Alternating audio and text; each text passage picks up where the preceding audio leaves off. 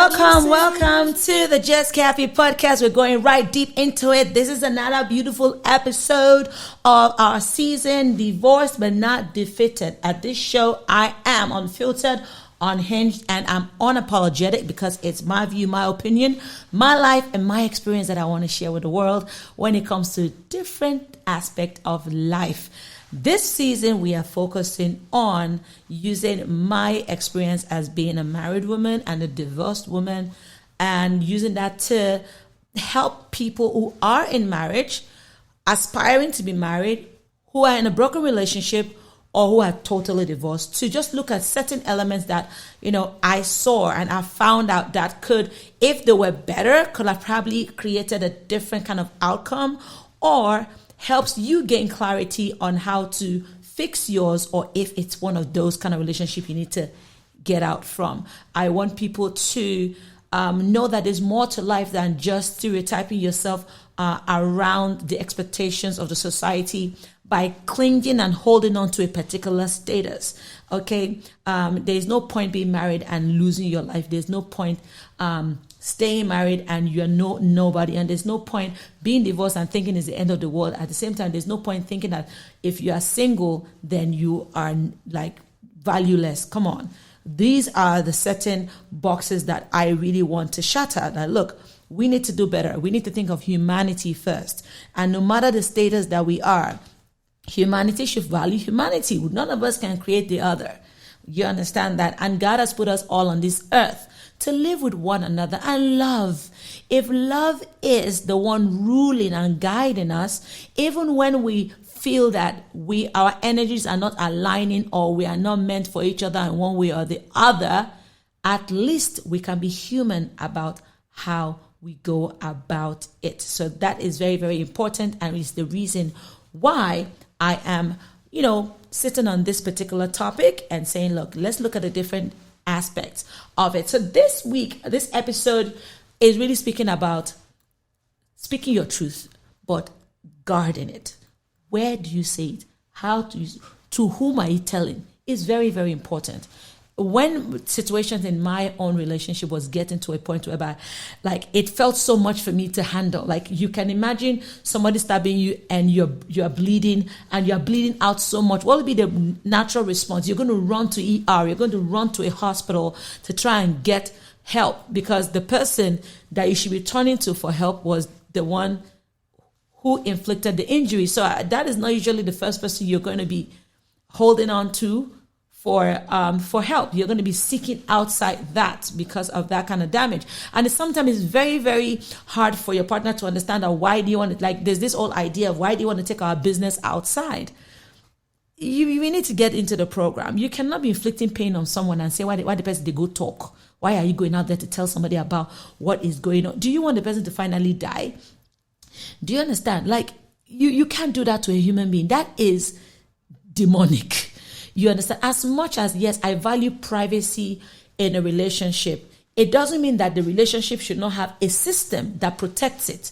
That's why when you hear Pastor Kingsley talk, you say that he has mentors, he has people that he's accountable to, that if he does anything that his wife, doesn't like, and he's not listening, she can go to those people and have a conversation. So I'm not saying come out and just spread the news about what is going on. Like, I've been going through a lot for years. Nobody knew nothing until when I decided to live. Then everybody's like, what happened? Why are you going? Everybody had different opinions about that, which is fine. We're in the world.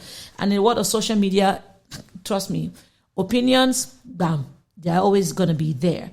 So it is very important to create a system that protects you in that relationship, especially for people who are married more like on their own. When I say on their own, probably your parents were not a support of it or whatever. It's okay. Whatever it is that is the scenario around your union, just know that you need to find a protective system that protects you, an accountability system, one that the spouse can respond to when there's wrong, and one that he can also go to your parent or someone that is very highly placed in your circle that he can have a conversation with when it comes to you. Because most of the time, when you are living in that scenario whereby you want to keep quiet, you want to keep everything and bottle it under, usually there's no system that protects you. For me, I had, but they tried. Everybody did their own bit, which was part of the thing that helped.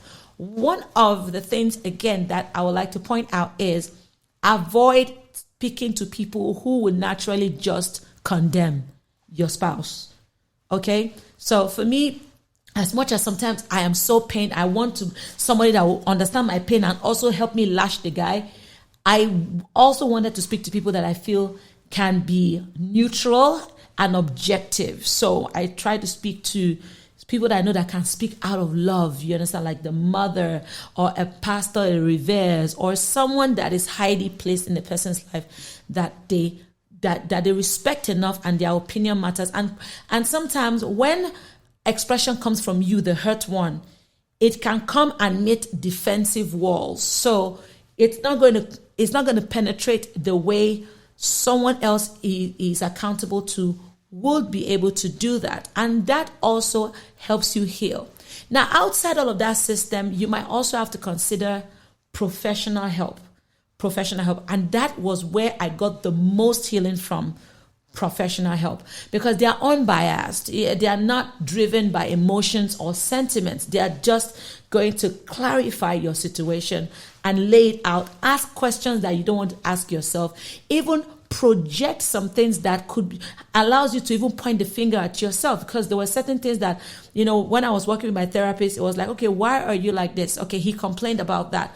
Why? What is that? And I felt, okay, I am doing this as a trigger to that. Then you look at the other party. Okay, that is a trigger. What is causing the trigger?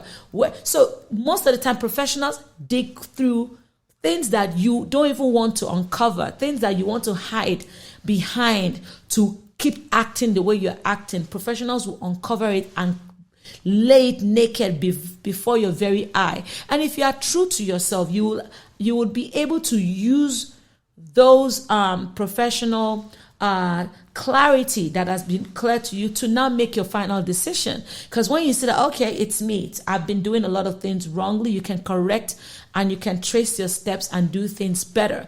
And that helped me a lot, because then I was able to look at certain things. I thought, oh, in as much as I can say this thing led me to become that, I'm still that, and I need to stop being that. So how do I stop being that?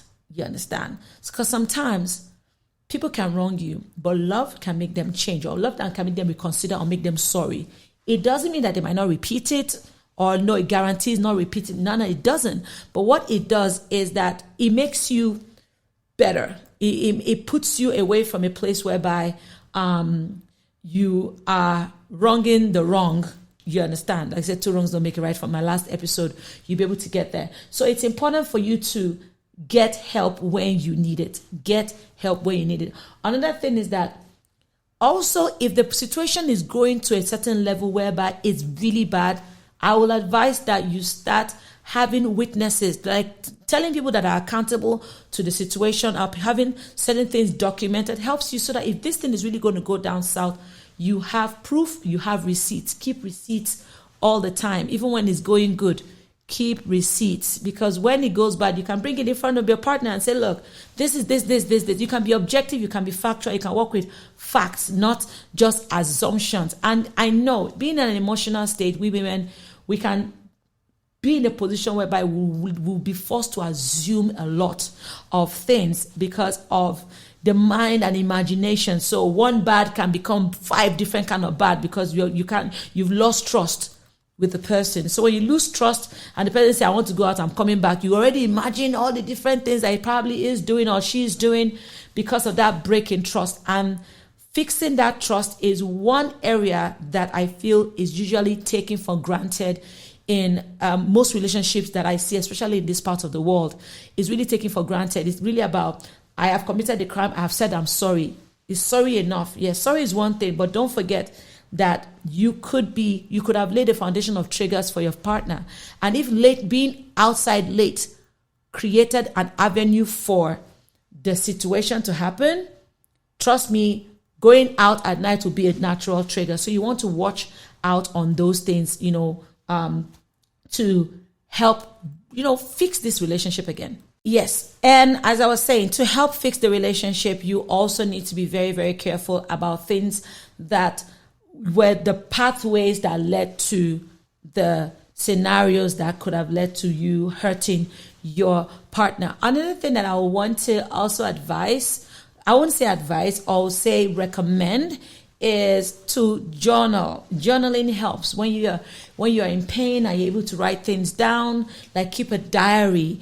It's like a storage space for the pain. It kind of like removes the poison, the toxicity of your pain when you can express. So sometimes when you don't have the access to express to another human being or a professional quickly, expressing on a journal helped me a lot, like writing things down as it is. Then I can go back and write it. I remember when I was writing my book, the first time I wrote it, I was in a place where I was in pain. And I found out that there were areas whereby I was speaking from the place of bitterness and anger. I was curbing it, but I could see it seep through. And I was like, nah, I don't want it like that, because I don't want the book to be about that. I need the book to be about learning through my life journey and giving up an inspiration and motivation that you can make it, even if you are in the part of the world that is not favorable to basic human standards of living. You can still make it out if you try. And I'm a product of having all odds against her, especially with the choice of career path that I chose. And I've risen to a place whereby I am proud of myself. I'm proud of what God has used me and my life to do and still doing. You understand? So it's very, very important for us to try not to always come from that place of bitterness and anger. It is hard, though. I can't come and be telling you all this sweet, don't do things. I am saying it from experience, that because I've been there, I've done there, but I left there. Okay. So I had to rewrite the entire book again because I didn't want it to be about bitterness. I wanted it to be about understanding childhood that was relatable to an average African child or Nigerian child, and knowing that you can make it out. My marriage or the part of my family side was just another part of my journey that I wanted to express. But I wanted to speak about things from my own experience, not necessarily to try and pull somebody else under the bus. At the end of the day, we both ain't perfect. I'm learning. I'm becoming a better person. And, like I said, make a lot of beauty out of your ashes. It's an experience. It's life. It has to go on. You wish the person well so that you can be well.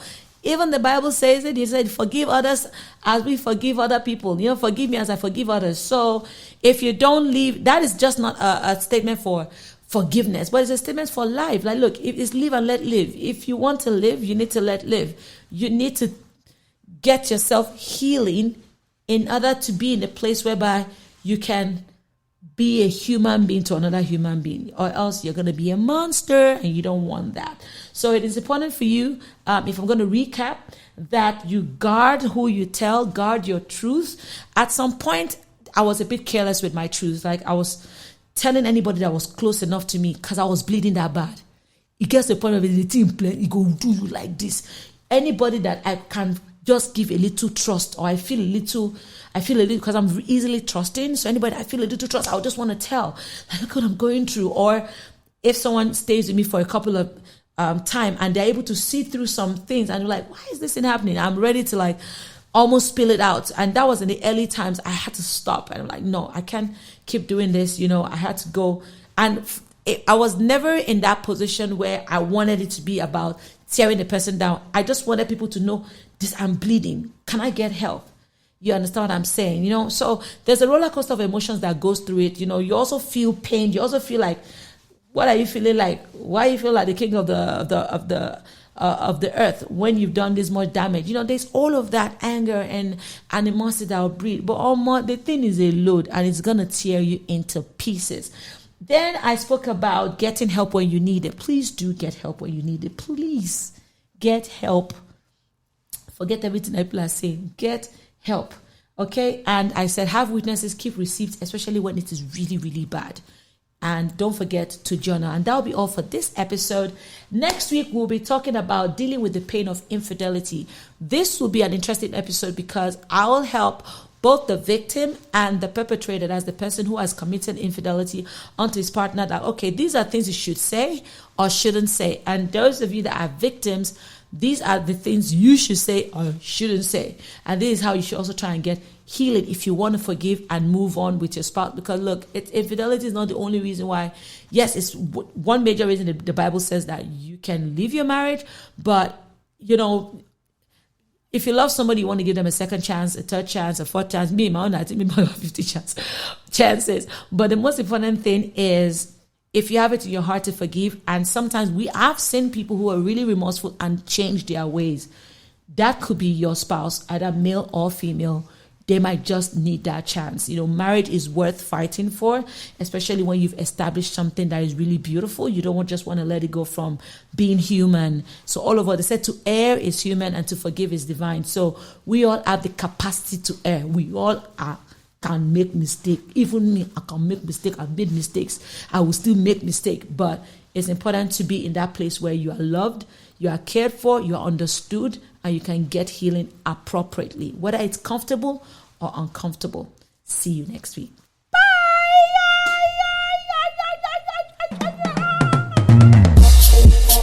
This is LMC and TK. Happy J. Kaffy. Sexy baby bossa go. Kaffy. Fine bubba bossa go. Kaffy. Hey, hey bossa go. Kaffy. Bossa go.